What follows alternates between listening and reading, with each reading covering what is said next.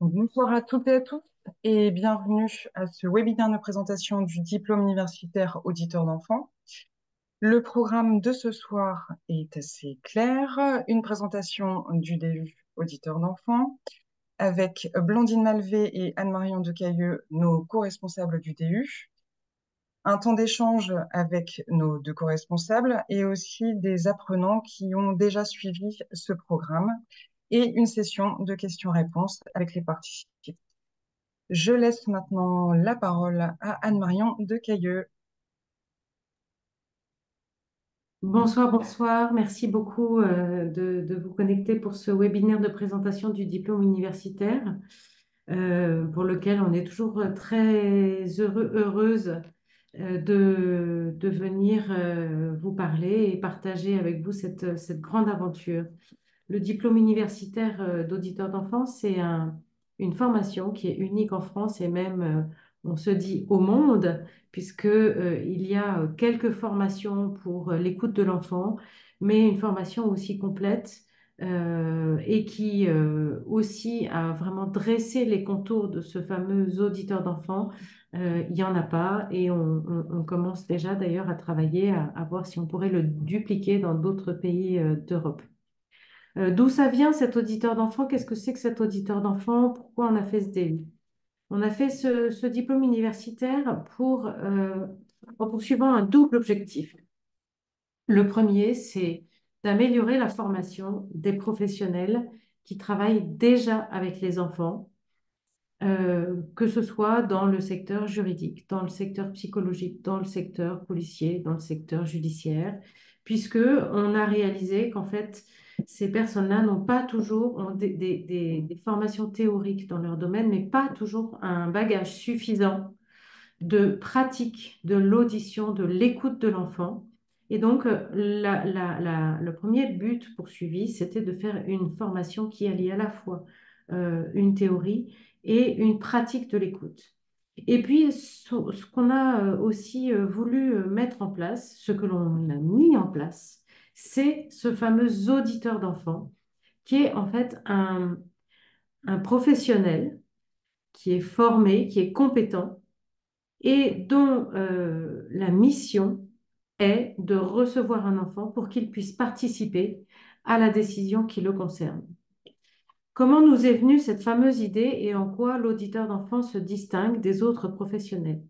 Cette idée nous est venue dans le prolongement de la réforme sur le divorce par consentement mutuel, puisque en 2016, le juge a disparu du circuit du divorce dès lors qu'il est réglé à l'amiable, et le législateur a mis en place un formulaire qu'on fait signer à l'enfant pour l'informer, conformément à ses droits, qu'il a le droit de participer à la décision, d'être entendu surtout, et a été mise en place une forme de passerelle pour que l'enfant, dans un divorce sans juge, puisse être entendu par le juge. On s'est dit, il y a un hiatus. Il y a un hiatus, et d'ailleurs, on avait bien raison, puisqu'il n'y a jamais de demande d'audition judiciaire dans les divorces par consentement mutuel. Donc, on voit bien qu'en réalité, ce qui se passe, c'est que dans les dossiers réglés à l'amiable, il n'y a pas de possibilité qu'un enfant soit entendu. Je vous parle rétrospectivement en 2016. On s'est dit, puisqu'il faut déjudiciariser, puisqu'on nous pousse à faire de l'amiable, on nous pousse encore, encore et encore, et d'ailleurs aux États généraux du droit de la famille et du patrimoine qui ont eu lieu en janvier, l'amiable était le thème des deux plénières qui ont eu lieu à ces deux grandes journées de formation nationale. Alors, puisqu'il faut faire de l'amiable, on s'est dit comment on peut faire pour que les enfants soient effectivement entendus dans les dossiers où aucun juge n'intervient. Et on s'est dit, il nous faut quelqu'un. Et ce quelqu'un, ça ne peut pas être ça ne peut pas être un psy puisque le psy est tenu à la confidentialité. Ça ne peut pas et au secret professionnel. Et puis, il n'est pas là pour écouter l'enfant, il est là pour le soigner.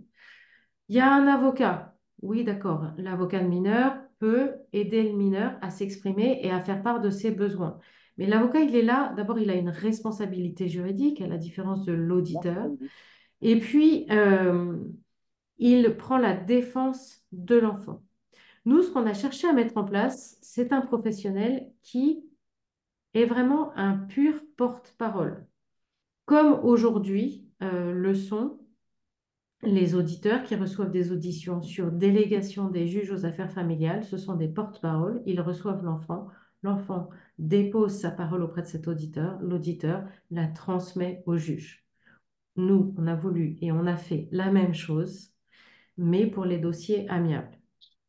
On avait d'abord initié une formation et puis on s'est rendu compte qu'en fait, c'était effectivement un diplôme universitaire qu'il nous fallait, d'abord pour transmettre cette procédure d'audition amiable, qui est une procédure en tant que telle, puisque entre 2017 et 2024, on n'a pas cessé de travailler pour en dessiner les contours.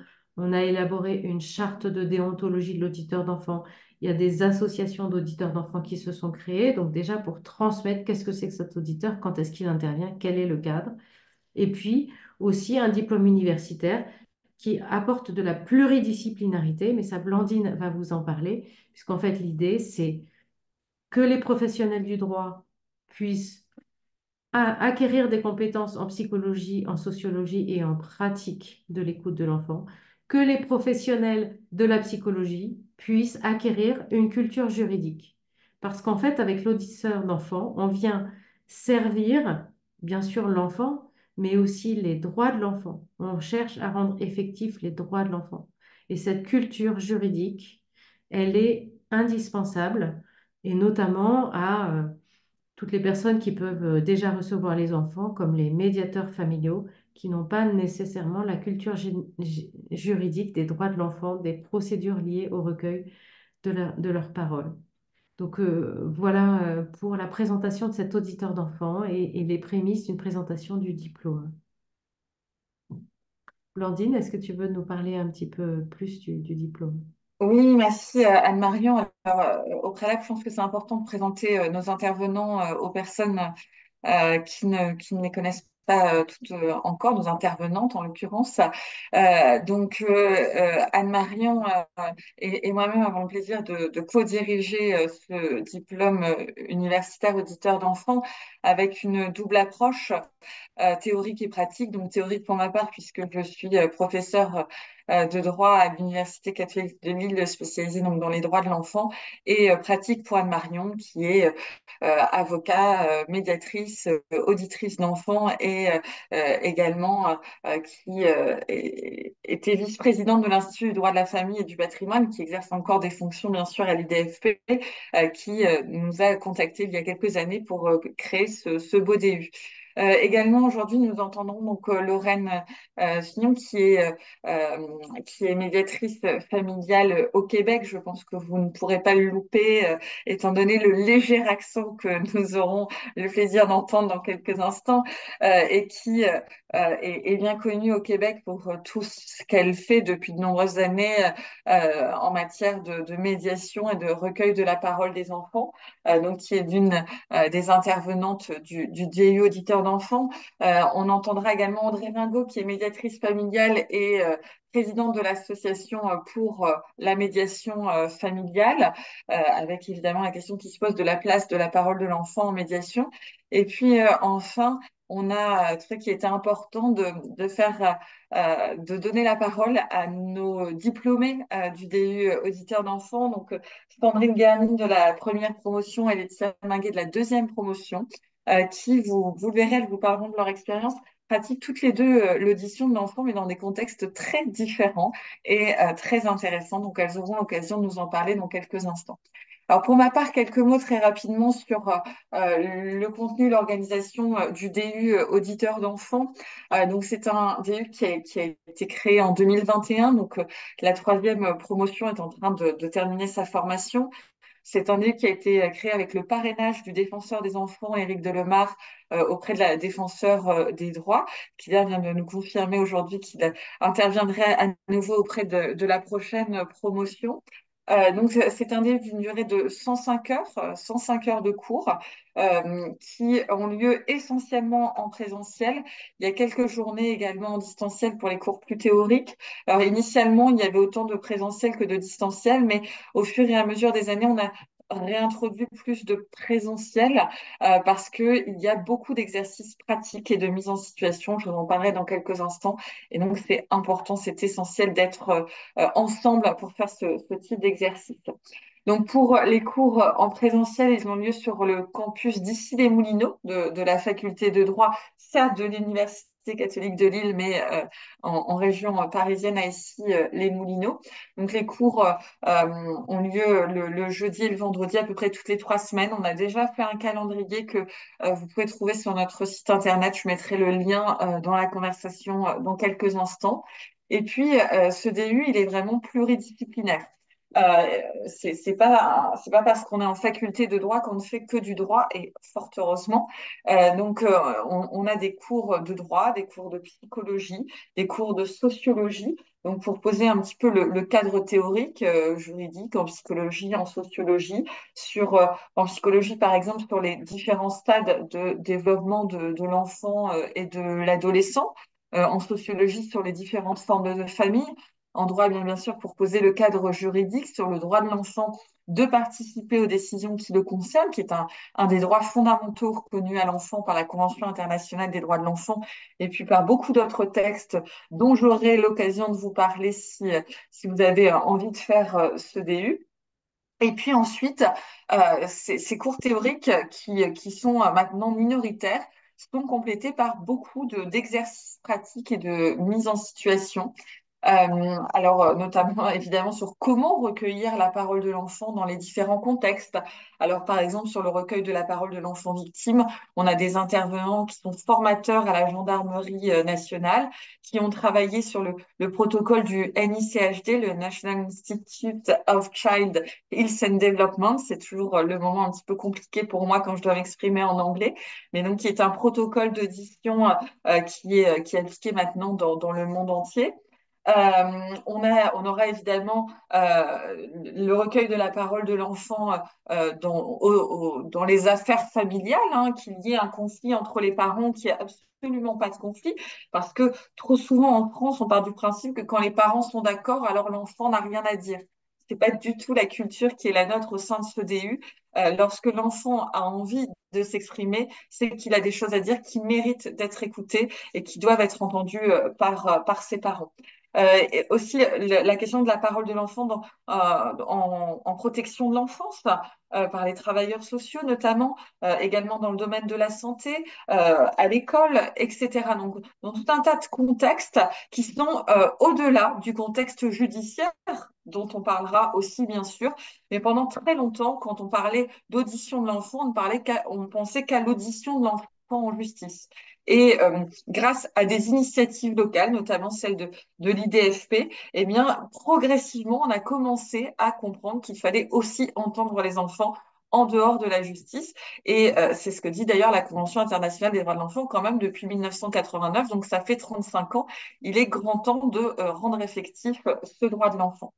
Donc, formation pratique sur le recueil de la parole de l'enfant, mais aussi sur la restitution de la parole de l'enfant.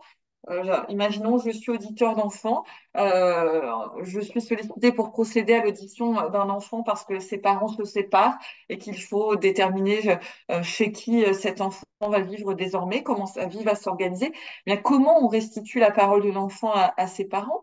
Qu'en est-il du secret? Qu'en est-il de la confidentialité? Donc évidemment, ce seront des choses sur lesquelles il faudra s'entraîner. Et puis aussi voir comment on recueille la parole de l'enfant dans des situations de haut conflit familial ou avec des adolescents. Alors on n'aime pas trop, nous, la terminologie d'adolescents en difficulté. C'est plutôt d'adolescents qui rencontrent des difficultés, mais ce ne sont pas des adolescents difficiles eux-mêmes. On veut faire attention à la façon. Ce sont les entretiens qui sont difficiles avec les adolescents et non les adolescents qui sont difficiles en soi. Donc, avec des intervenants, comme vous l'aurez compris, euh, professionnels et universitaires, mais essentiellement professionnels, des intervenants de différents horizons professionnels, hein, des médiateurs, des avocats, des magistrats, des psychologues et puis également de différents horizons géographiques, avec notamment Lorraine qui nous vient du Québec, mais également d'autres intervenants qui nous apportent un regard comparé sur ce qui se fait à l'étranger dans des pays où parfois ils sont vraiment très en avance, souvent d'ailleurs par rapport à nous en matière d'audition de l'enfant. Donc voilà pour une vision très générale de ce DU. Armel Leroy vous a mis dans la conversation le lien. Merci beaucoup Armel. Donc vous retrouverez le calendrier, les modalités pédagogiques, la liste des intervenants, les modalités d'évaluation également. Donc vous pourrez avoir toutes les informations par ce biais-là, mais évidemment je me tiens à votre disposition au moment des échanges à la fin de ce webinaire pour répondre à vos questions avec Anne-Marie. Et donc, tout de suite, je vais laisser la parole donc à Lorraine Fignon qui va vous apporter son regard sur la question du recueil de la parole de l'enfant. D'accord. Merci beaucoup, Blandine. Merci beaucoup, Anne-Marion. Je suis enchantée d'être là ce soir avec vous. Peut-être vous dire quelques mots sur le Québec par rapport à l'audition amiable de l'enfant. Donc, c'est une pratique qui s'est développée surtout dans les 5 dernières années grâce à mes échanges avec Anne-Marion et d'autres de ses collègues, où avant, ce que l'on faisait au Québec, on appelait ça l'écoute de l'enfant. On n'avait pas d'autres terminologies à l'époque et c'était un peu semblable dans le sens que soit les avocats, soit les médiateurs nous demandaient d'auditionner l'enfant. Et lorsque j'ai rencontré Anne-Marion, et on peut en rigoler de ça parce qu'au départ, j'étais un peu réfractaire à cette terminologie, puis après, je l'ai adoptée vraiment et je suis maintenant tout à fait à l'aise et même je fais la promotion du DU, mais aussi du développement de l'audition amiable au Québec. Alors, on a, cette fois-ci, Blandine, c'est nous qui regardons vers la France parce que vous êtes en avance sur le Québec par rapport à l'audition amiable de l'enfant. Donc, par exemple, que ce soit le développement de la charte de déontologie ou tous les travaux d'Anne Marion et de réflexion. Alors, c'est pour ça qu'au Québec, on n'est pas arrivé à ce point à développer un DU. Peut-être qu'on y arrivera, mais pour le moment, il y a une formation continue de 45 heures qui est offerte aux professionnels qui veulent effectivement développer l'audition amiable de l'enfant. Et on a déjà formé, ma collègue et moi, une avocate qui s'appelle Maître Poirier. On en a une deuxième cohorte et on va faire une troisième cohorte à l'automne. Mais donc, ça va. Et on aimerait bien aussi développer une charte de déontologie adaptée au Québec parce qu'on n'a pas, nous, l'audition judiciaire comme elle existe en France. Donc, il y a des choses quand même différentes. Comme vous l'avez si bien fait pour la médiation familiale il y a une vingtaine d'années où on a adapté la médiation familiale pour la France en respectant les valeurs, la culture, mais aussi les questions de droit. Alors, ce que j'ai pensé, parce que moi, quand j'interviens à Issy-les-Moulineaux depuis quelques années, on me demande d'intervenir surtout pour les aspects pratiques et c'est parfait parce que c'est ce que j'adore. J'ai pensé vous présenter une situation réelle que j'ai eue et je vais respecter le temps qui m'a été alloué, ne vous inquiétez pas.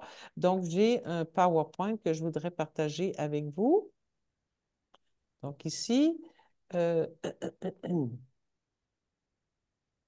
donc, attendez un peu, je vais montrer ça parce que je n'arrive pas à le faire. Je ne vois pas mon truc. Excusez, je me parle. Des fois, ça m'aide. Euh,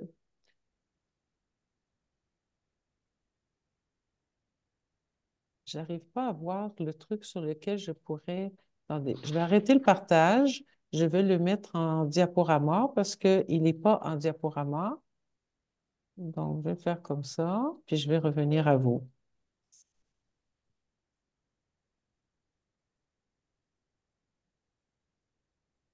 Donc, on y va avec le partage.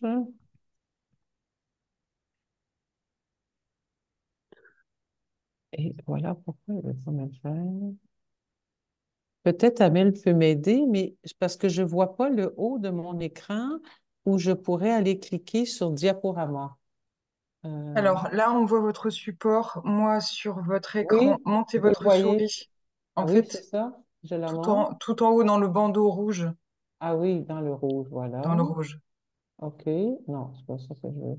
vous avez l'avant-dernier icône. Je pense que L'avant-dernier. ça, là, vous allez pouvoir le projeter. Vous voyez? OK. Non, je ne vois pas. Vous avez la C'est petite pas grave, disquette Lorraine. C'est enregistrement. pas grave si c'est pas en diaporama, Lorraine. Vraiment, Non, c'est ça pas grave du va? tout. Je OK. pense que c'est caché par la barre du Zoom Oui, et c'est que c'est pour ça. ça. Voilà. C'est pour Donc, ça que vas-y, je ne le c'est vois pas pas. grave. C'est OK, pas du tout d'accord. gênant. OK. Alors voilà. Donc, je voulais vous présenter cette situation réelle parce que c'est vrai si on regarde comment c'est important et comment on définit bien la spécificité de l'audition amiable. Anne-Marie en a parlé. Donc, donner la parole à l'enfant en toute confidentialité. Ce ne sont pas tous les professionnels parce qu'on parle de différents dispositifs. Évidemment, en médiation familiale, c'en est un. Mais je sais qu'Audrey va nous en parler, mais moi, je déplore encore le fait qu'il y a si peu de médiateurs. Je suis présentement en France et je disais respectueusement à des médiateurs à qui je donnais une formation justement sur la participation de l'enfant en médiation, qu'il me semble que vous êtes un peu frileux. Bon, chez nous, il fait froid, donc on se couvre bien et puis on attaque le froid, mais cette crainte des médiateurs familiaux d'inviter l'enfant, le fait de l'instrumentaliser. Alors, et quand on en arrive à savoir comment les enfants demandent à être entendus, et c'est pour ça que j'adhère tellement à cette audition amiable et à ce nouveau métier que j'appelle ça un nouveau métier, un nouveau champ de pratique que j'exerce depuis quelques années. Donc, de donner la parole à l'enfant, de l'aider à s'exprimer, comme le disait Anne-Marion, d'être son pur porte-parole. Il ne s'agit pas de critiquer, de juger, de le convaincre de changer son opinion. Au contraire, donc on va soutenir pour qu'il puisse s'exprimer librement. Et aussi, qui n'est pas la moindre des choses et qui est une des tâches une des plus complexes aussi, qui est de favoriser l'écoute de l'enfant par ses parents, donc dans ce qu'on appelle l'étape de la restitution. Et ça va éclairer souvent, par expérience, les parents sur les besoins réels de leur enfant. Alors voilà. Donc, je voulais maintenant vous présenter cette situation qui est un cas de figure réel et de plus en plus, j'ai reçu des demandes dans les derniers mois semblables où un des parents a le projet de déménager soit à, comme chez nous, c'est très grand, donc à une centaine de kilomètres, 200, 500, 1000 kilomètres, mais on reste dans la même province. Mais on peut aussi vouloir changer de pays, ce qui est encore plus complexe. Mais que, effectivement, si les parents se séparent, comme dans la situation de Rose, Marilyn et Béatrice, les parents se séparent, ils s'entendent sur l'hébergement alterné, monsieur quitte pour résider avec une nouvelle compagne, madame, elle reste au domicile avec les trois enfants, mais depuis 2022, madame a un copain qui réside à Drummondville. C'est peu d'importance pour vous, mais c'est quand même 200 kilomètres à l'est de la résidence actuelle des deux parents qui habitent dans les Laurentides où je suis. Et en septembre 2023, Madame annonce à ses enfants qu'elle projette de faire le vie commune avec son nouveau copain dans cette région de Drummondville. Et un peu comme certains parents maladroitement qui disent ben, je ne voulais pas que mes enfants décident, mais j'ai voulu sonder le terrain, donc je leur en ai parlé pour savoir ce qu'ils en pensaient. C'est ce que Madame a fait. Mais moi, quand je rencontre les enfants, ce qu'elles me disent, les trois filles, c'est ma mère m'a demandé de choisir. Elle m'a demandé si je voulais aller vivre avec elle et son nouveau copain. Et c'est toujours très embarrassant pour l'enfant quand on le met dans cette situation de choisir. Alors, ce qu'elle a fait aussi, c'est que l'aînée, Rose, disons, elle a inscrit son enfant au lycée qui est près du domicile. Nous, on appelle ça l'école secondaire. Le lycée près du domicile nouveau conjoint, Luc, avec qui elle n'habite pas toujours, hein, parce qu'elle va habiter avec lui si elle déménage, parce que des parents qui changent d'avis, hein, parce que si les enfants manifestent leur point de vue et qu'ils ne désirent pas, par exemple, suivre le parent qui a ce projet, bien, ça se peut qu'un parent décide de ne pas exécuter son projet pour X raisons. Alors, Madame a inscrit son aîné à partir de septembre 2023 à l'école de son conjoint qui habite à 200, sans le consentement du père. C'est quand même assez surprenant. Et l'autre chose, c'est que la petite Béatrice, qui a 6 ans, qui est, lorsque les parents ne se parlent pas, c'est l'enfant qui parle. Alors, c'est elle qui a annoncé au père le projet de déménagement de la mère. Alors, il s'en est suivi un conflit assez important devant les enfants et les parents sont allés voir des avocats et c'est là où m'est arrivée la demande d'audition amiable. Donc, l'avocate, un avocat ou un avocat croit que l'audition amiable, ce serait mieux que de déposer des procédures pour changer l'hébergement. Il faudrait peut-être tenter cette nouvelle approche. Alors, donc, j'ai rencontré ces 3 filles séparément. Pour Béatrice, qui a 6 ans, on a joué ensemble, elle a fait des dessins, je lui ai présenté des cartes émotions, on a beaucoup d'outils. Évidemment, il faut en avoir en audition amiable parce que l'enfant ne peut pas nécessairement s'exprimer comme les adolescents pourraient le faire, comme Rose l'a fait, mais donc des outils pour l'aider à s'exprimer. Donc, Béatrice, elle, je vais vous dire ce qu'elle a exprimé après, mais donc j'ai vu Béatrice seule, j'ai vu Rose seule et Marilyn seule, et voilà ce que les enfants ont exprimé lors de l'audition. Donc, ce que Rose, elle est inscrite dans cette nouvelle école depuis septembre 2023 et elle habite avec le nouveau copain de la mère qui a une fille du même âge qu'elle. Et ce qu'elle a raconté, d'ailleurs, elle me l'a raconté à moi, mais aussi à ses parents, c'est que l'année précédente, elle avait eu de gros conflits avec son groupe d'amis et elle avait été complètement éjectée de ce groupe-là avec ça avait été une peine inouïe. Elle avait perdu toutes ses amies. On ne voulait plus lui parler. Donc, elle était très isolée. L'été, ça avait été très difficile.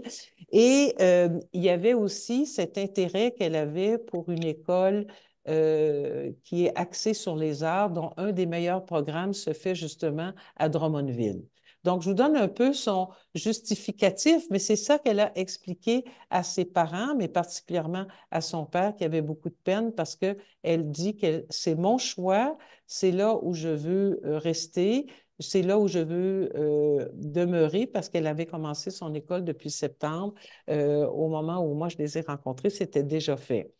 Euh, Maintenant, Marilyn, elle, c'était l'enfant du milieu. Elle était profondément peinée, elle se sentait déchirée, c'est ce qu'elle a exprimé, mais elle a quand même avait une préférence, et c'était comme ça qu'elle s'est exprimée à ses parents, qu'elle préférait poursuivre son programme scolaire dans les Laurentides, ça veut dire demeurer chez son père, mais elle souhaitait que ses parents y soient consentants et qu'ils puissent arriver à un accord, mais elle était vraiment déchirée entre le fait de suivre sa sœur aînée qui avait fait un choix clair et elle savait qu'elle n'allait pas revenir en arrière, et le fait aussi de continuer pour elle-même, pour ses propres besoins, de continuer à la même école, dans le même programme avec ses amis. Quant à Béatrice, elle était, on va dire, dans la légèreté. C'est une petite fille adorable, mignonne, un peu insouciante, bien investie par les 2 parents. Et elle avait dit ben, que mes parents décident. C'est à eux de prendre la décision si je dois rester dans une maison ou l'autre. Donc, et c'est ce qu'elle a exprimé à ses 2 parents. Alors, ce que les enfants m'ont exprimé en entretien individuel, ils ont, avec mon soutien, euh, parce que particulièrement pour, je dirais même pour Marilyn, était capable d'exprimer son besoin qui était de continuer à la même école et rester avec ses amis, mais qu'elle souhaitait quand même que ses parents puissent, disons, décider. Pour Rose, ce qui est arrivé dans cet entretien de restitution, c'est que elle était claire et déterminée dans son projet de continuer à l'école de Drummondville, mais elle quand même souhaitait que son père puisse quand même accepter son choix. Et c'était très chouette parce que le père, c'était avec une grande émotion dans cette entrevue de restitution, a dit je vais respecter ton choix. Donc, la fille et le père se sont fait un câlin. C'est souvent les entrevues de restitution, des moments il y a beaucoup de tension, il y a beaucoup de stress pour tout ça mais il y a aussi des moments extrêmement émouvants où si les parents sont capables d'être à l'écoute de leurs enfants, bien, ça peut permettre des moments comme ceux-là, comme ce que j'ai vécu dans cette situation-là.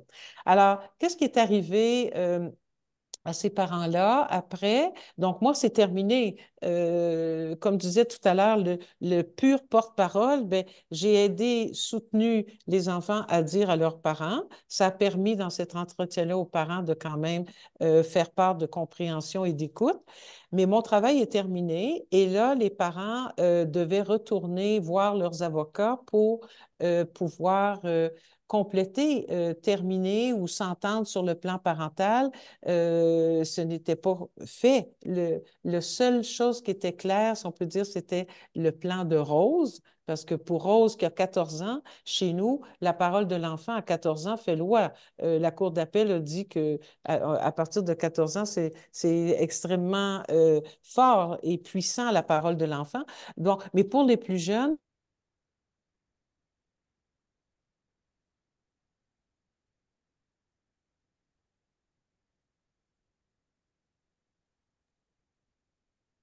J'ai l'impression qu'on a un petit problème de son, Lorraine. On ne vous entend plus.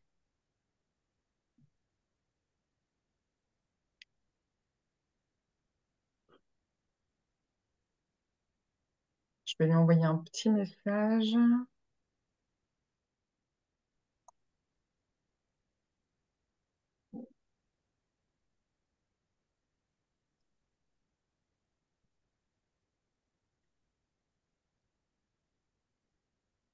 Est-ce qu'en attendant, quelqu'un d'autre souhaite prendre la parole?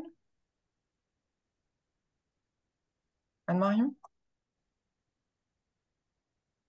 Moi, j'aime toujours beaucoup ces récits de Lorraine. C'est vraiment l'un des enseignants, l'un des enseignements phares du diplôme universitaire parce qu'elle a d'abord une expérience très ancienne, puisque ce qu'elle nous a dit, c'est qu'elle le pratiquait depuis plus de 12 13 ans, même si ça ne s'appelait pas l'audition de l'enfant. Ici, le cadre n'est pas tout à fait le même, puisque au Québec, il n'y a pas la même audition judiciaire de l'enfant qu'en France. Et bien sûr, les enfants sont entendus par le juge, ça va de soi, mais le cadre est complètement différent.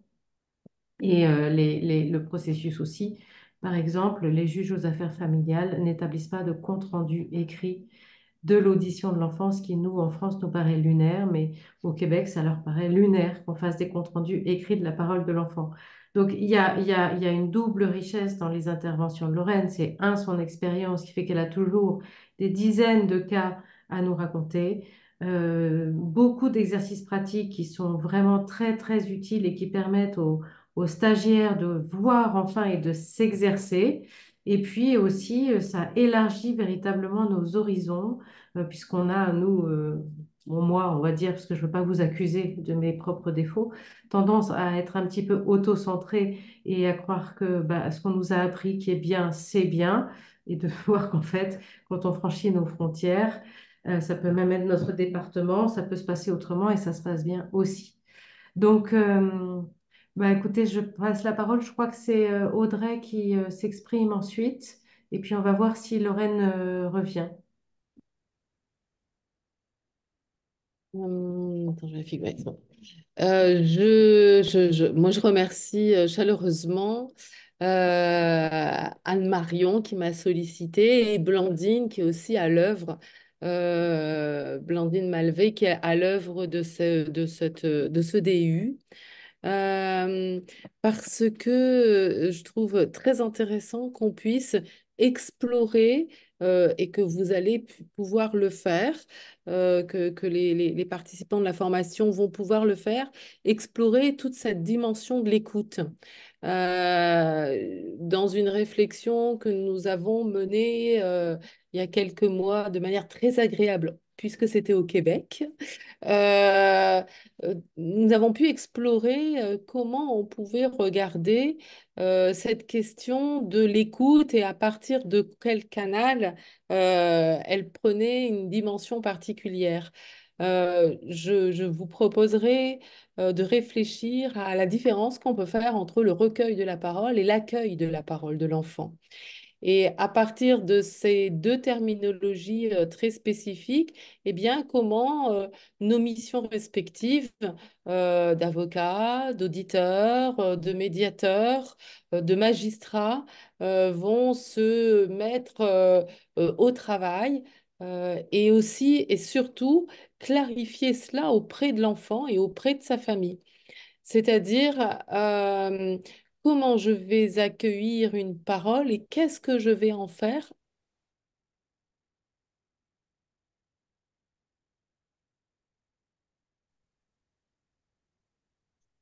Je crois que nous avons un petit ange diabolique, Oui, puisque décidément, Lorraine revient au moment où nous perdons Lorraine Audrey. est arrivée. Lorraine, si vous nous entendez, Oui, je vous entends. Audrey, Est-ce que Audrey, on t'avait perdu au ouais, moment où Lorraine est arrivée. Ah bah écoutez, voilà. Non, non, mais allez-y. Est-ce que vous m'entendez?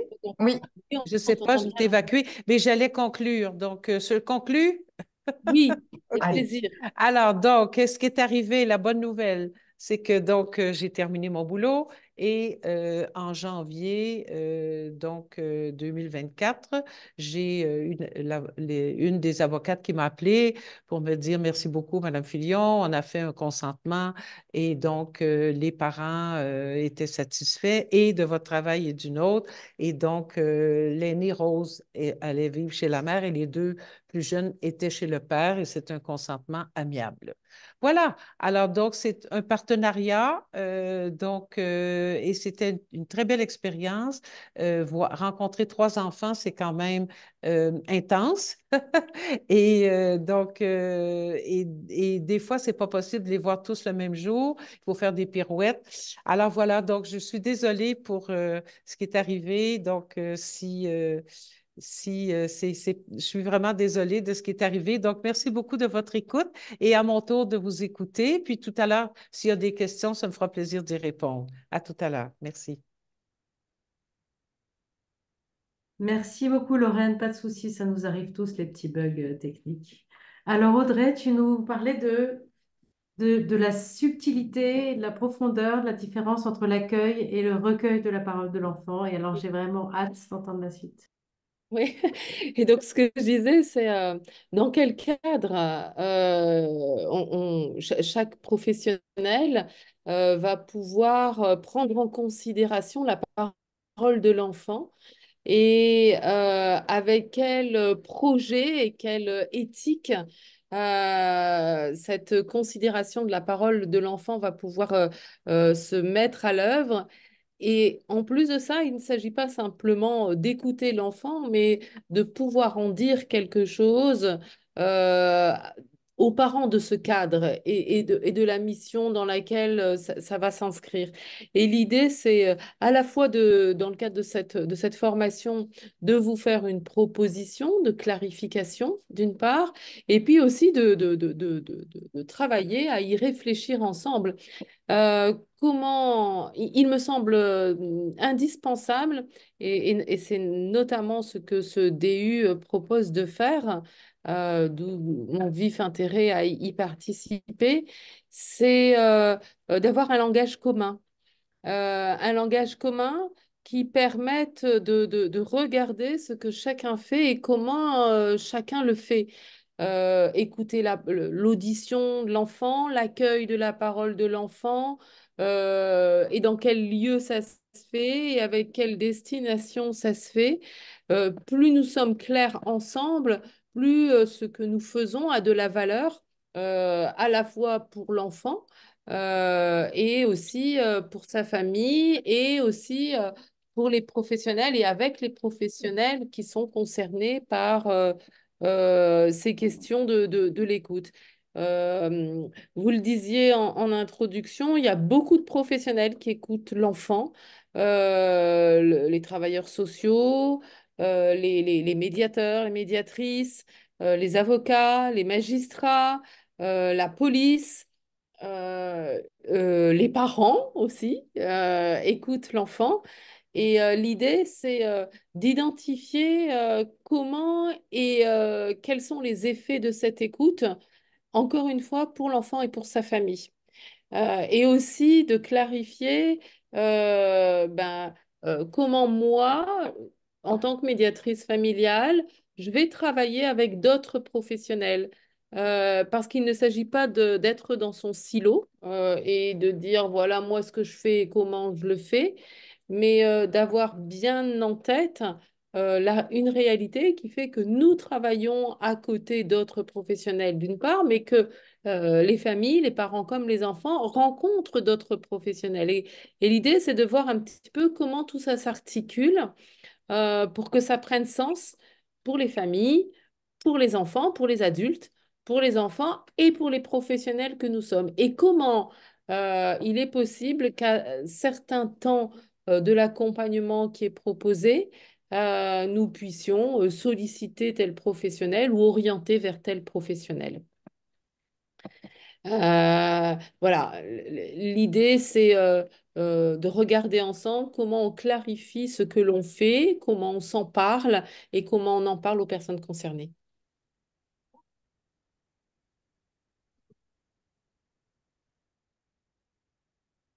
Ben oui, la pluridisciplinarité, c'est clé. C'est vraiment essentiel de vraiment bien comprendre les contours de chacun des intervenants au bénéfice ou au soutien de l'enfant, au soutien de la famille. Et donc, et c'est très agréable aussi de voir qu'en formant des auditeurs provenant de plein de cultures, eh bien, on va pouvoir offrir des personnalités différentes, des habitudes différentes, des tarifs différents, et que ça va donc faire une grande richesse parmi les auditeurs. Alors, peut-être qu'on pourrait passer la parole à nos diplômés préférés. Tu avais terminé, Audrey? Oui, Ok. Sandrine ou Laetitia, je ne sais pas laquelle des deux souhaite nous parler de son expérience, de ce que vous avez prévu de nous dire ce soir. Sandrine, tu veux commencer ou je commence?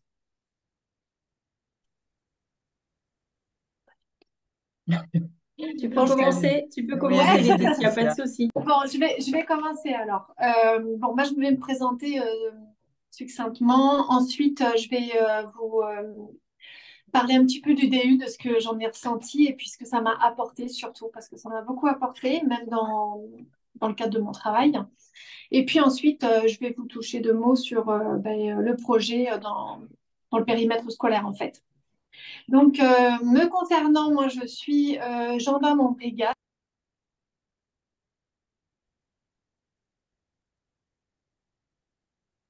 Eh bien, décidément, nous n'avons pas de Voilà. chance.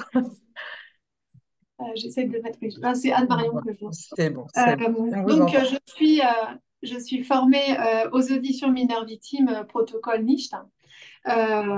Et donc, quand j'étais instructeur cynophile au CNICG, j'ai participé à deux projets de médiation animale. Alors, vous allez me dire, mais elle nous parle des chiens là, mais qu'est-ce que ça a à voir? Vous comprendrez après, en fait, le lien entre la médiation animale et le DU. Donc, le premier projet de médiation animale, c'était un stage alternatif qu'on m'a confié. On m'a chargé de créer un stage alternatif aux poursuites avec des primo-délinquants. Donc, l'écoute active auprès de ces jeunes était très importante. Et puis ensuite, comme ça a bien fonctionné, qu'il y avait de bons retours auprès des jeunes, donc j'ai été chargée avec un camarade de créer un projet de chien d'assistance judiciaire, donc un chien qui accompagne les mineurs victimes tout le long du processus judiciaire, que ça à partir de l'audition jusqu'au procès, quand il y a procès.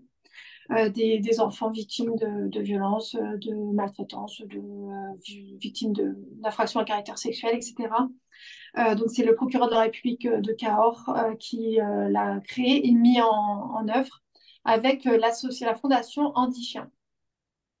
Donc voilà, j'étais bien occupée et puis aujourd'hui, je suis donc gendarme en brigade et j'avais envie d'avoir une autre approche en fait de l'écoute des enfants et de voir un peu s'il y avait une autre façon de faire que le protocole niche tout simplement pour m'enrichir en fait, pour enrichir mes compétences. Et donc je me suis inscrite au DU auditeur d'enfants, j'étais hyper heureuse d'être retenue.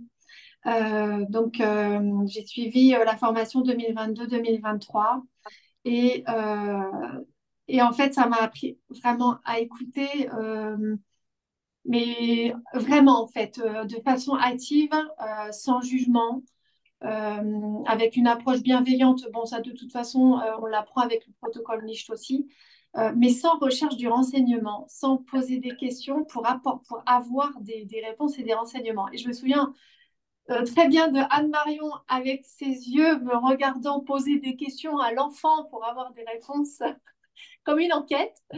Et en fait, c'est pas ça. En fait, le DU, c'est vraiment écouter et restituer la parole de façon respectée et donc restituer ce que veut vraiment dire l'enfant. Donc, c'était pas toujours facile parce qu'en fait, quand on a plusieurs casquettes, il faut en enlever une, en mettre une, et puis oublier notre travail du quotidien, et puis ensuite venir au DU en mettant la casquette auditeur d'enfants. Donc c'est vrai que ça, c'était une gymnastique intellectuelle qui était compliquée, mais pas que pour moi, pour d'autres, des avocats qui étaient plus dans la défense. On a bien rigolé quand même des fois en pratique. Surtout en regardant Anne-Marion qui voyait qu'en fait on partait dans l'autre sens, donc elle arrivait à nous remettre sur les rails et sur ce qu'il fallait faire. Et ça c'était hyper enrichissant. Euh, et donc, à la fin du DU, en fait, on doit présenter devant un jury un projet. Et je voulais combiner un petit peu mes propres compétences et puis le DU. Et donc, du coup, moi, j'ai présenté, je voulais aborder le périmètre scolaire parce qu'il y a des choses à faire, à construire. Et je voulais présenter donc en fait une auditrice d'enfants dans une école. Alors, je cache le bas parce qu'en fait, il y a le nom de l'école qui est inclus dans le projet. Donc, en fait, le principe, c'est que l'enfant puisse venir dans une pièce qui lui a été aménagée pour être en fait écouté, entendu par une auditrice qui serait moi. Et je serai accompagnée d'un chien en fait qui est formé par Handi Chien. Donc j'ai passé la formation là que je viens de finir chez Handi Chien de médiateur animal. Donc vraiment, moi ce que j'aime c'est quand on met en place quelque chose, c'est d'être formé. Donc j'ai fait la formation DU auditeur d'enfants, ensuite la formation médiation animale pour tout combiner.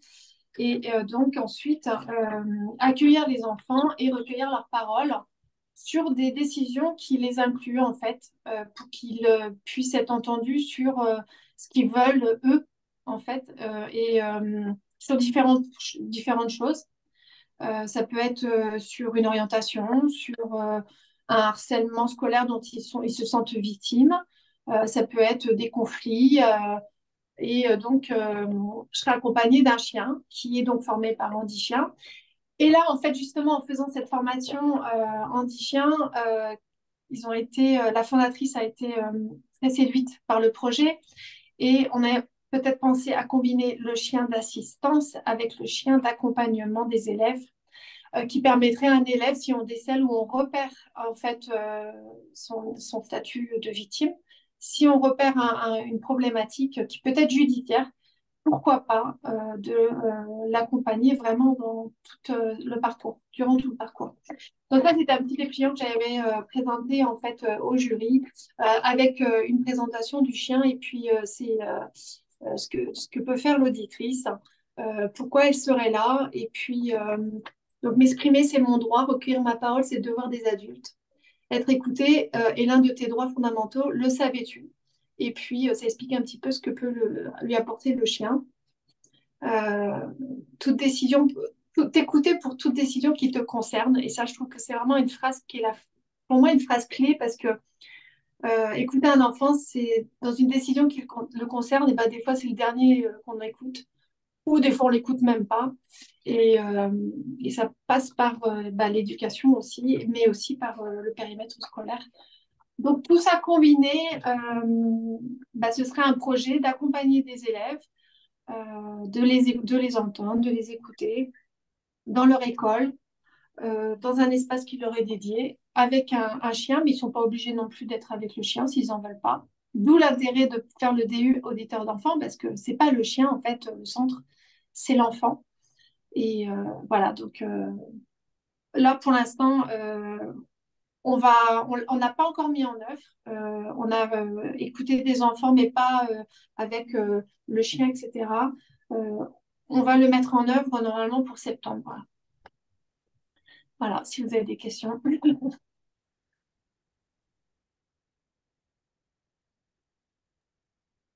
Merci beaucoup, Laetitia. Est-ce que quelqu'un d'autre souhaite prendre la parole? Blandine? Sandrine?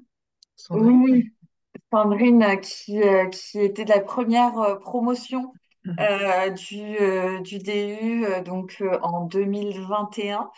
Et donc, je vais laisser se présenter, qui est avocat et qui pratique l'audition de l'enfant et qui est membre de l'ANAE, l'Association nationale des auditeurs d'enfants, qui a été créée par la première promotion du DU. Donc, Sandrine, c'est à toi. Merci.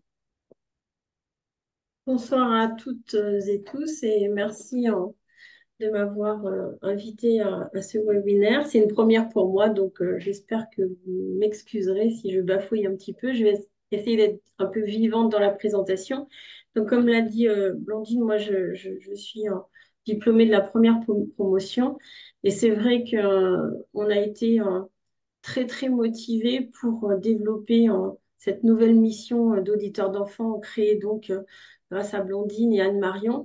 Et c'est la raison pour laquelle on s'est tous mobilisés pour créer une association nationale de façon à développer cette mission, de façon à prendre notre bâton de pèlerin et d'aller présenter la mission d'auditeur d'enfants.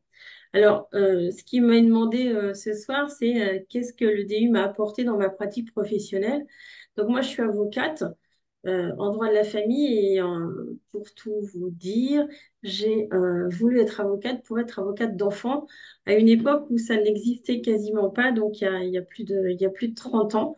Et c'était une hérésie pour certains des avocats de se dire, mais pourquoi un avocat d'enfant alors que l'enfant est un incapable juridiquement, qu'il ne peut pas être en justice et qu'il n'a pas de place en justice. Donc cette motivation d'être avocate d'enfant m'a amenée à la motivation de présenter ma candidature pour intégrer le DU. Et pourquoi? Ben, parce que je me suis dit, d'accord, je suis avocate d'enfant depuis 28 ans. Je suis des formations par des professionnels divers et variés en psychologie, par des psychiatres, par des sociologues, etc. Mais la création de ce DU m'a fait miroiter le fait que je pouvais améliorer finalement la façon dont j'accueillais les enfants et la façon dont je recueillais leurs paroles dans ma profession d'avocat d'enfant. Et, euh, et c'était vraiment une soif de nouvelles connaissances et de nouvelles approches par rapport à cette mission tout à fait inédite et atypique parmi tous les autres professionnels, parce que vous l'avez tous soulevé, nous sommes nombreux à approcher l'enfant, à l'accueillir et à recueillir sa parole, mais dans des métiers totalement différents qui n'ont même pas les mêmes objectifs et les mêmes optiques. Et en fait, je souhaitais pouvoir m'améliorer, faire mieux, faire aussi autrement, m'adapter davantage à l'enfant avec les connaissances du développement de l'enfant selon les âges, le petit enfant, le moyen, le préado, l'adolescent, etc. Et expérimenter l'approche d'une façon pluridisciplinaire, notamment Lorraine qui est intervenue et qui nous a mis en situation dans des cas pratiques et avec une ouverture aussi totalement québécoise, c'est-à-dire donner de la place à tout le monde, réfléchir autrement. Et je me souviens de Lorraine qui disait qui proposait aux enfants pour que leurs parents les écoutent véritablement dans les décisions qu'ils prendraient pour eux. C'était, Lorraine, tu nous avais dit, comment est-ce que tu pourrais dire autrement à tes parents pour qu'ils t'entendent?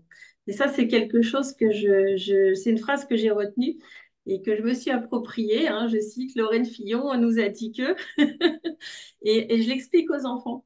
Parce que souvent, les enfants sont en difficulté par rapport à leurs parents. Ils n'osent pas dire, ils n'osent pas faire, ils n'osent pas se livrer. Et je reprends justement cette phrase, comment est-ce que tu pourrais dire autrement à tes parents? Donc, le défi, c'était ça, c'était s'ouvrir aussi sur d'autres modes de recueil de la parole et changer de mission. Voilà.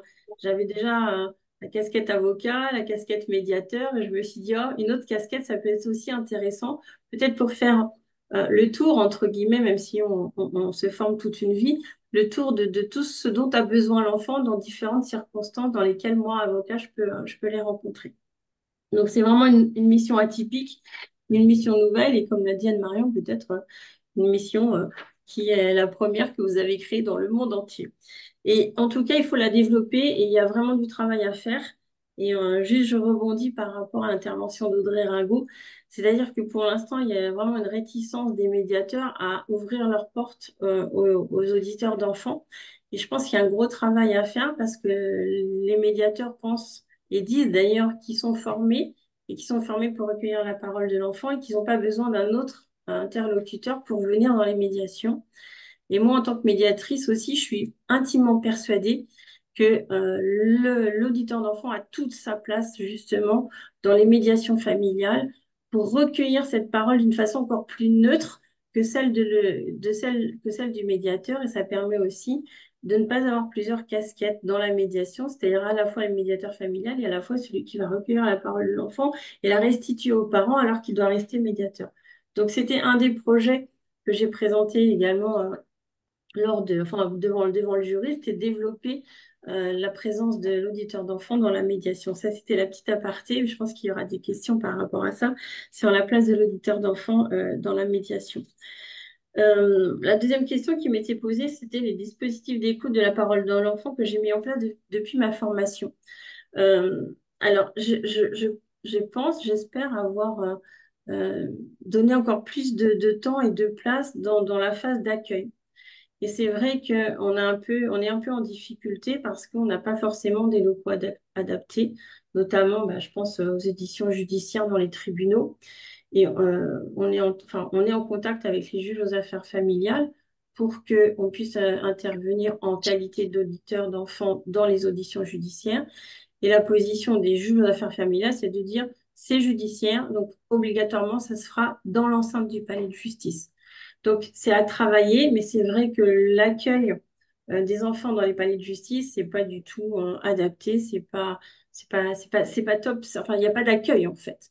On va recevoir l'enfant, enfin l'auditeur d'enfant judiciaire va recevoir l'enfant, mais il n'y a pas cette notion d'accueil et cette notion de prendre soin dès que l'enfant finalement entre dans un bureau ou dans une pièce pour pouvoir recueillir sa parole. Ce que ça m'a apporté aussi, c'est d'être encore plus attentive aux questions ouvertes. Et ça, c'est un exercice extrêmement difficile. Et on l'a fait notamment dans le cadre du protocole NICHT qui nous a été présenté par Romain Job, qui est donc gendarme, donc Laetitia doit connaître. Et l'exercice des questions ouvertes, c'est vraiment quelque chose qu'il faut apprendre à maîtriser et on se rend compte que rapidement, on va faire des questions, on attend oui ou non, et dès qu'on entend oui ou non de la part de l'enfant, je me dis là, j'ai pas posé la bonne question, il faut que je reformule et que je pose ma question de façon ouverte.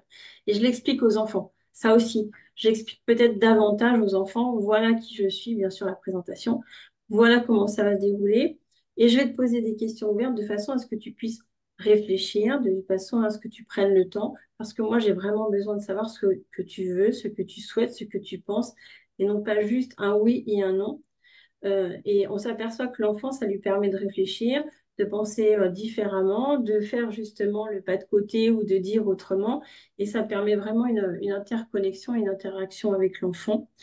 Ce que j'essaye de maîtriser aussi, c'est les biais cognitifs. Alors, on a organisé une formation avec la NAI, avec une psychologue, saisir ces biais pour justement se mettre encore plus en position d'auditeur d'enfant totalement neutre. Et ça, c'est également extrêmement compliqué, mais c'est vraiment des notions à s'approprier et à mettre en place dans la pratique du recueil de la parole de l'enfant. Donc voilà, ici, il faut se libérer de toutes ces croyances, de ces convictions, arrêter de faire des hypothèses, arrêter de trouver les solutions à la place de l'autre, à la place de l'enfant, se détacher de ses propres visions et prendre du recul avec soi-même pour arriver dans la plus grande neutralité possible par rapport à l'enfant et rester justement changer sa posture totalement en disant on accueille. On recueille, ben, on va recueillir parce qu'il faut restituer, que ce soit dans le cadre judiciaire ou que ce soit dans le cadre conventionnel, mais vraiment, on accueille. Ce que j'essaye aussi de mettre davantage en place, c'est l'écoute active bienveillante. Alors, ça va de soi, mais ça prend énormément d'énergie et de concentration.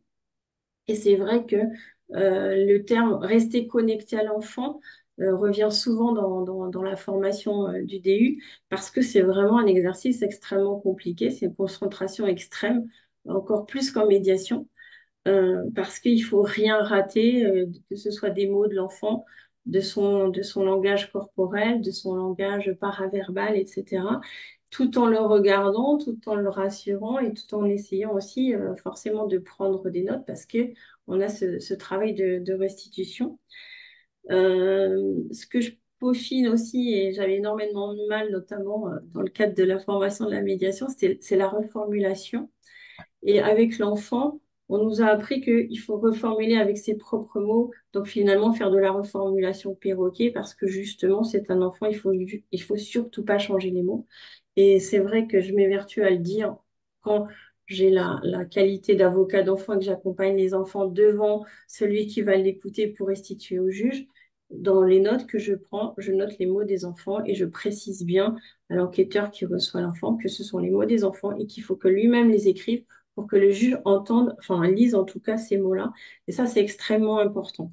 Et souvent, je demande aux enfants de dire, enfin, je dis aux enfants, dis avec tes mots. Ici, c'est pas l'école, c'est pas un interrogatoire, c'est pas devant les policiers, c'est pas non plus une interrogation. Tu fais des fautes de français, c'est pas très grave.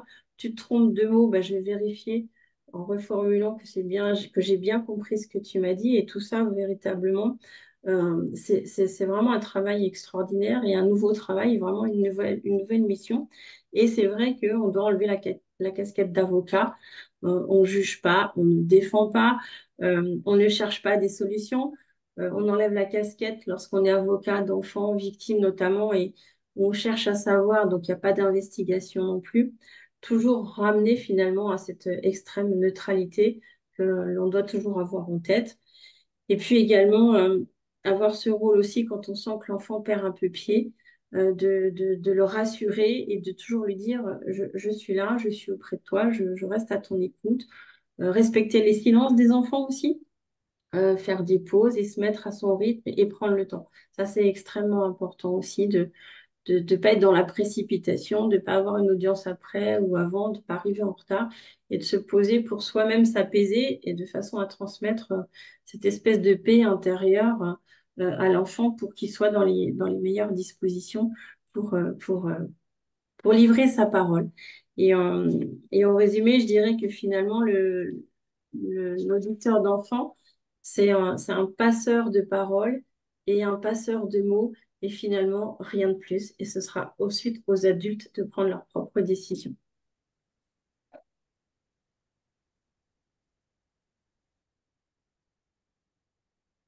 Bien, merci, merci beaucoup Sandrine et Laetitia pour vos témoignages. Donc, nous espérons également que ça aura donné envie aux participants de s'inscrire au DU. Merci également à Lorraine pour sa fidélité et à Audrey de rejoindre l'équipe. Euh, Peut-être que l'on peut passer au temps d'échange et de questions et réponses. Donc pour les personnes qui sont dans le public, euh, est-ce qu'il y a des questions sur bah, sur l'audition de l'enfant, bien sûr, mais aussi plus pratique sur le DU en lui-même. On est à votre écoute.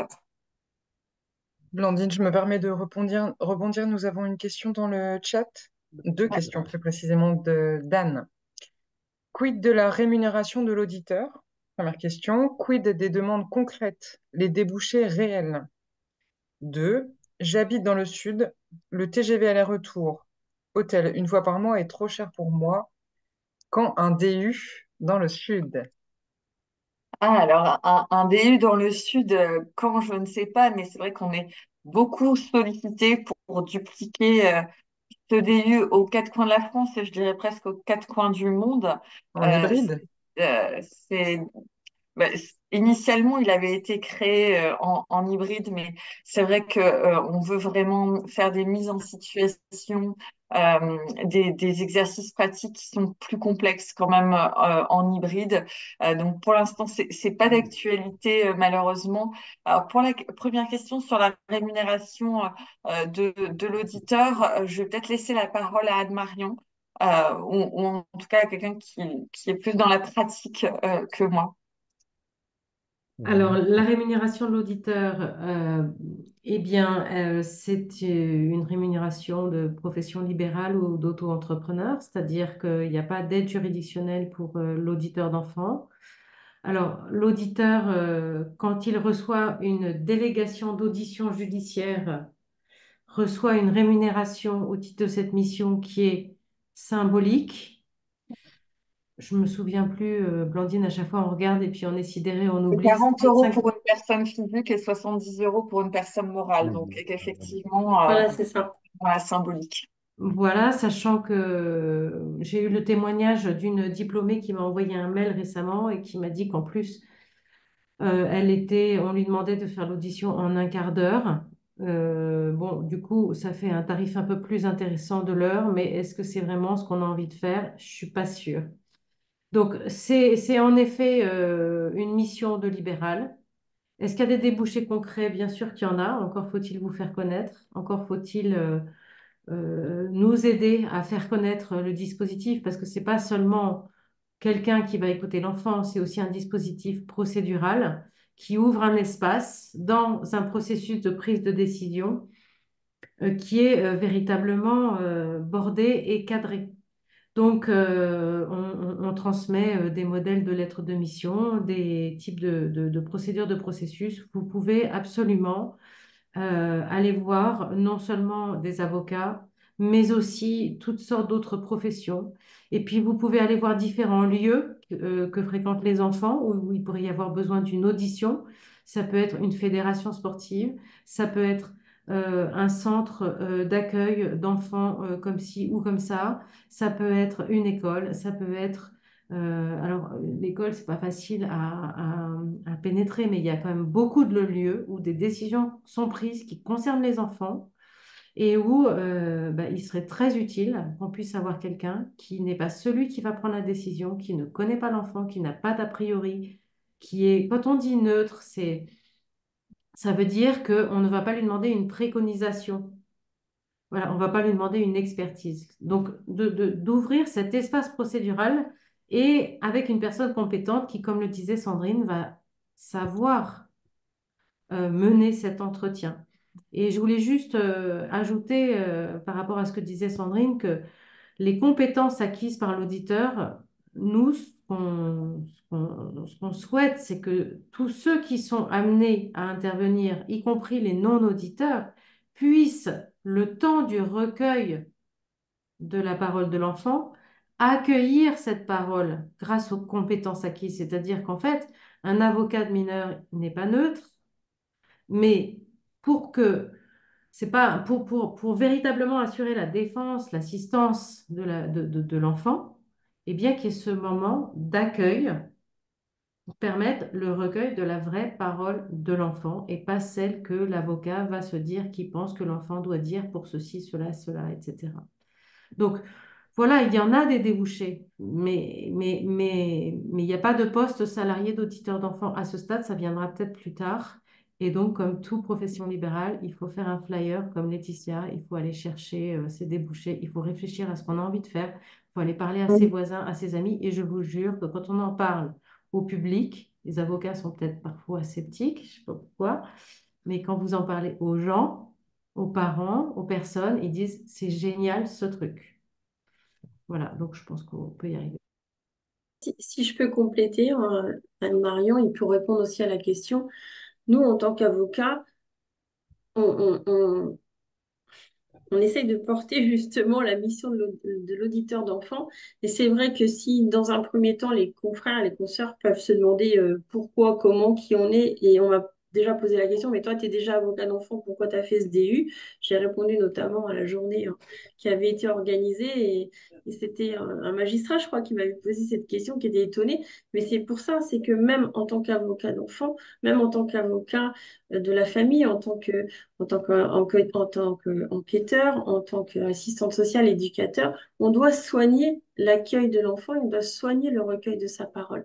Parce qu'après, les adultes en font ce qu'ils veulent selon leurs différentes professions, mais c'est ça qu'on doit soigner à la base. Et c'est vrai que les avocats, auditeurs d'enfants, on essaye des prescripteurs de l'auditeur d'enfants, c'est-à-dire que moi, tous mes confrères, consoeurs, avocats de la famille, je les saoule avec l'auditeur d'enfants en leur disant que dans le consentement mutuel, nom d'un chien, il faut faire cette place à l'enfant et que de toute façon, à un moment ou à un autre, on va se faire retoquer parce que notre formulaire totalement basique contre lequel on s'était insurgé, et ben, cet auditeur d'enfant va permettre de véritablement et de effectivement recueillir la parole de l'enfant et recueillir son souhait, ses vœux par rapport à son projet familial dans le cadre du divorce de ses parents. Donc, c'est vrai que les avocats qui sont auditeurs d'enfants, on mène une vraie campagne de communication et de publicité, et également auprès des juges aux affaires familiales pour les convaincre d'intégrer les auditeurs d'enfants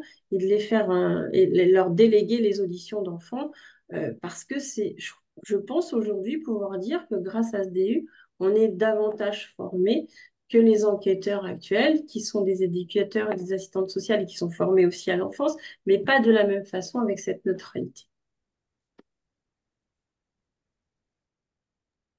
Merci beaucoup, Sandrine.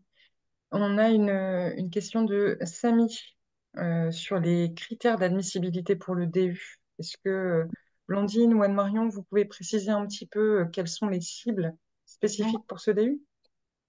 Le Oui, tout à public? fait. Alors, c'est un DU qui s'adresse prioritairement aux professionnels, plutôt qu'aux étudiants, parce que c'est bien d'avoir quand même une approche, enfin une petite expérience pratique à minima.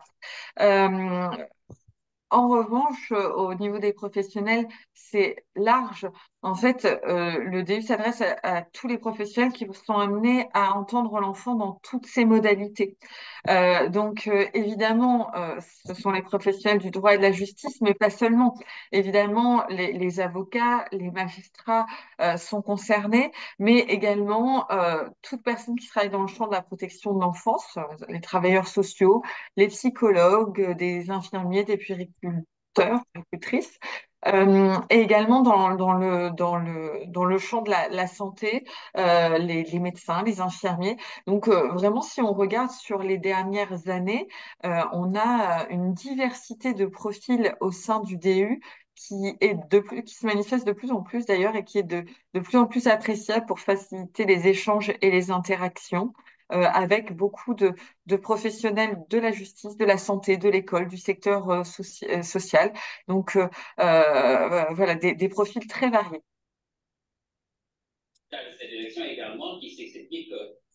Merci beaucoup, Il y a une Blandine. question Oui, d'Audrey Genet. tout à fait. Au sein d'un DU, un enseignement est-il prévu pour le cadre réglementaire de l'écrit de recueil de la parole de l'enfant transmis en cas de procédure? La formation serait-elle ouverte? Et je vois que vous avez répondu, Anne-Marion. La formation serait-elle ouverte à des administrateurs ad hoc dans le cadre de leur mission? Oui, il y a deux enseignements, deux interventions. Il y a Fadel Awari qui donne une demi-journée de cours sur les procédures, en fait, les règles juridiques sur les procédures et processus d'audition de l'enfant dans toutes les matières, en rappelant les fondements textuels et la façon dont ça se passe. Et puis, il y a aussi une journée de Catherine Borge d'Orange avec un juge aux affaires familiales qui expose vraiment comment les choses se passent et qui font faire des exercices de rédaction de compte rendu. Donc, on a à la fois, encore une fois, la théorie et la pratique. Merci pour cette précision. Est-ce qu'il y a d'autres questions? Avec plaisir. N'hésitez pas si vous avez d'autres questions. Vous avez... Alors, étant médiatrice en libéral, Marie qui nous interpelle sur le chat. Étant médiatrice en libéral, j'aimerais utiliser mon compte CPF plein d'argent pour financer cette formation. Comment faire? Eh bien, Marie, je me permets de répondre à la question. Malheureusement, nos DU ne sont pour l'instant pas éligibles au CPF, mais nous pouvons totalement vous accompagner sur l'aspect financement. Je vais laisser dans le chat les coordonnées du service entreprise qui peut vous proposer, en fonction de votre statut, différents tarifs. Je vous mets ça de suite.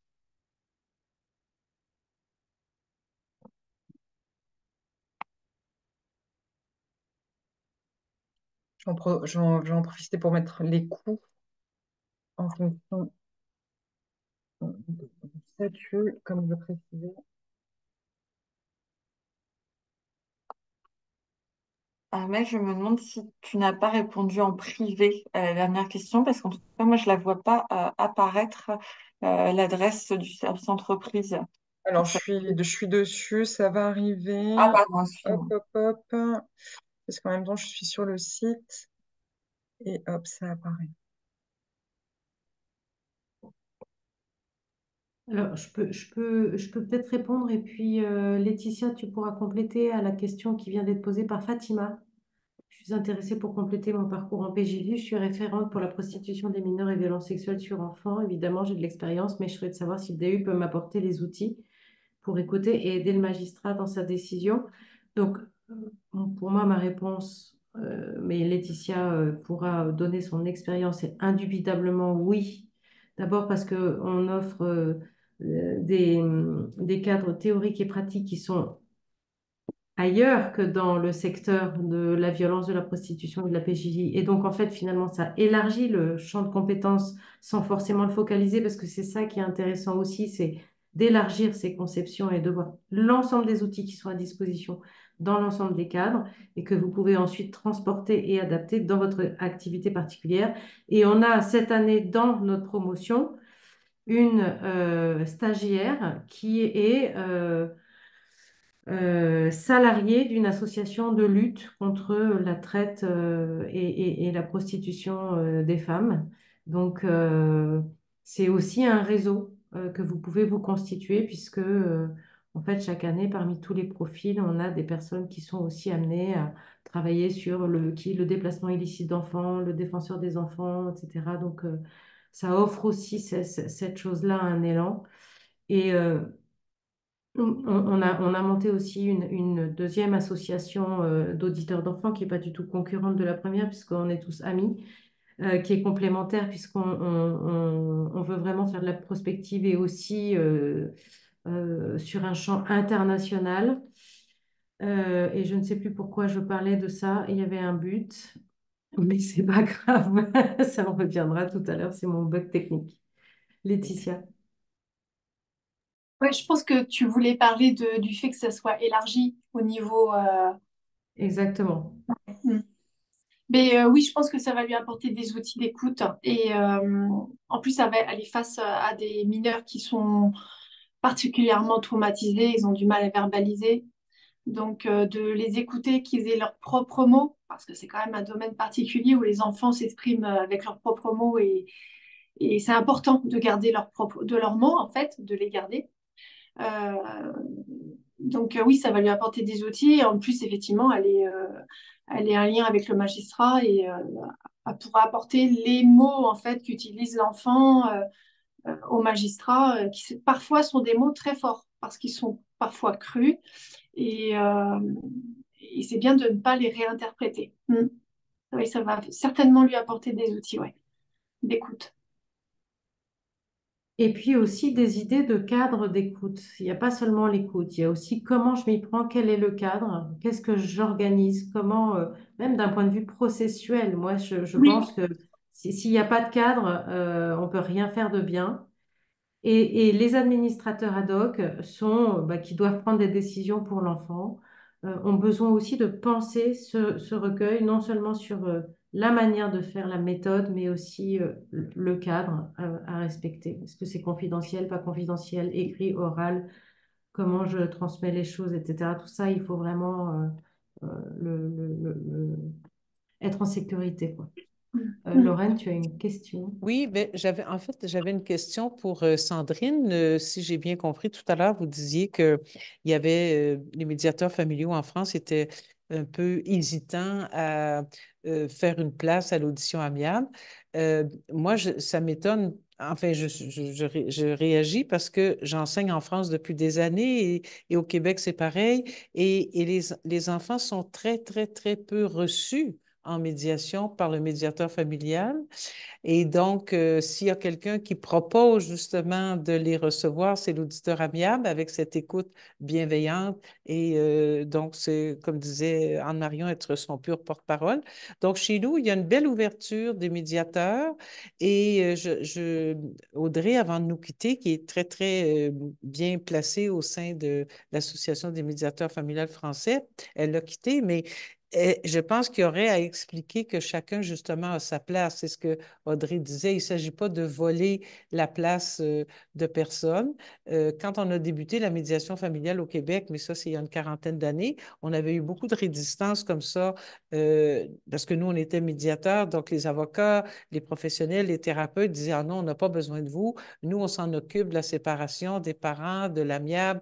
Bon, mais maintenant, on se rend compte que chacun, effectivement, a sa place, qu'en médiation familiale, les parents ont besoin d'un avis juridique, ils ont besoin du JAF, ils ont besoin d'un notaire, Mais je pense qu'on peut-être on a besoin de temps justement pour expliquer au médiateur familial qu'il ne perd pas, que c'est une place qu'on veut donner à l'enfant. Je ne sais pas, mais Sandrine, est-ce que vous avez entendu pour mieux comprendre les résistances des médiateurs familiaux français? Alors, déjà au sein de ma propre association de médiation, Oui, euh, alors, il n'y a pas de grosse résistance hein, parce on est uniquement des avocats sur le barreau de l'Essonne, on se connaît tous et oui, on se parle ouvertement et franchement.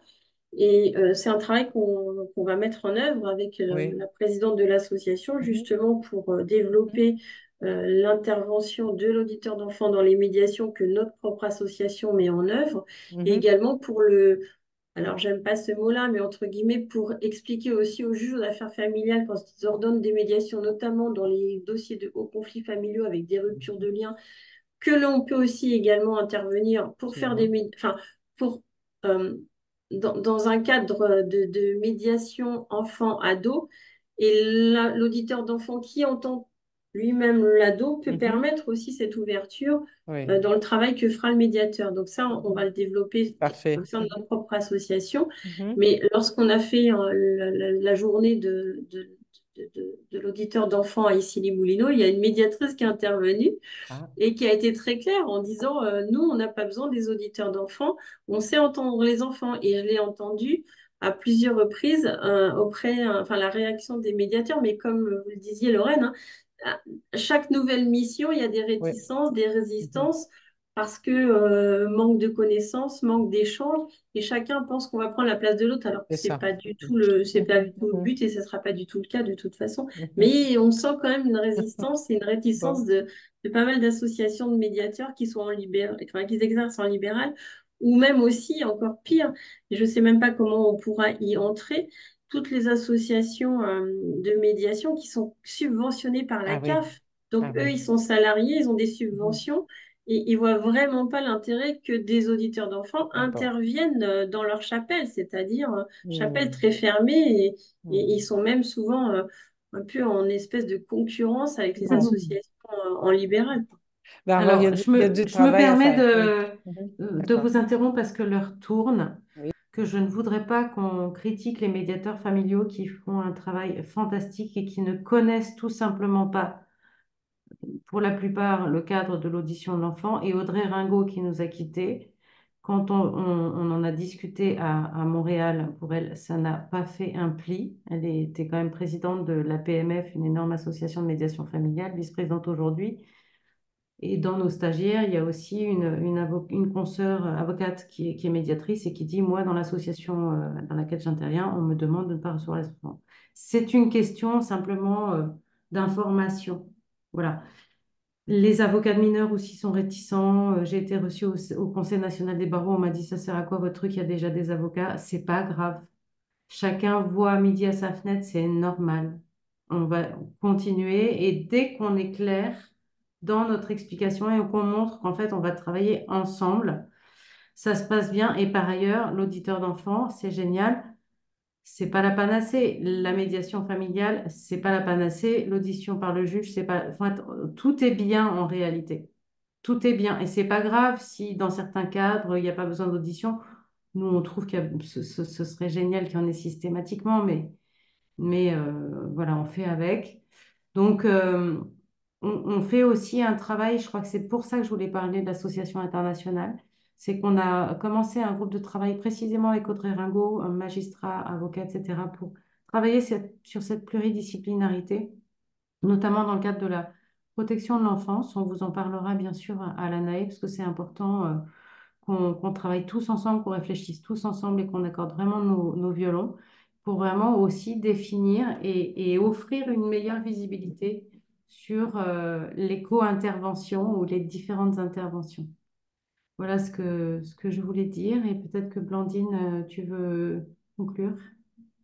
Non, mais je voulais remercier chacune d'entre vous pour sa présence à ce webinaire et pour ces échanges qui montrent que le sujet est loin d'être épuisé et qu'il y aura vraiment matière à discuter pendant toutes ces heures de formation du DU. Et en plus, comme on n'en a pas assez, on se voit en plus dans des colloques, dans des webinaires. Donc, c'est vraiment intéressant. Merci beaucoup à chacune d'entre vous. Merci à Armel pour l'organisation de ce webinaire. Et puis, pour les personnes qui seraient intéressées pour candidater pour ce DU, n'hésitez pas à aller sur le site de la faculté de droit où vous avez toutes les informations. Et par ailleurs, Anne-Marion et moi restons à votre disposition pour d'autres questions si vous ne trouviez pas toutes vos réponses sur ce site. Donc, merci à toutes. Merci aux participants également. Et puis, peut-être que pour certains d'entre vous, on vous donne rendez-vous dans quelques mois, début octobre, pour 2 journées de rentrée où nous accueillerons notamment Éric Delemare, défenseur des enfants, auprès de la défenseur des droits. Au Voilà. revoir. Merci. Au revoir. Très bonne soirée. Au revoir. Merci. Merci.